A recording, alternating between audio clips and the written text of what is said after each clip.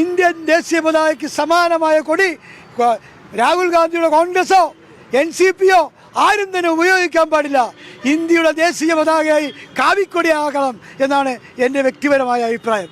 ഇന്ത്യയുടെ ദേശീയ പതാക കാവിക്കൊടിയാക്കണം എന്നാണ് എൻ്റെ വ്യക്തിപരമായ അഭിപ്രായം. അല്ല കാവ്യേ, നിന്നെ കൊണ്ട് ഭയങ്കര ശല്യമായി മാറിയിരിക്കുകയാണല്ലോ.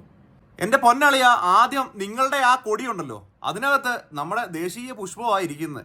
ആദ്യം അതിനെ ഒന്ന് മാറ്റ്, അതിനുശേഷം നമുക്ക് സംസാരിക്കാം. പിന്നെ ഇപ്പോഴാണെങ്കിൽ നടത്തിക്കൊണ്ടുപോകാം.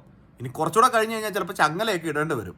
ഏറ്റവും അവസാനം ചങ്ങലയ്ക്കും ഭ്രാന്തായെന്ന് പറയേണ്ട അവസ്ഥയിലേക്ക് വരും.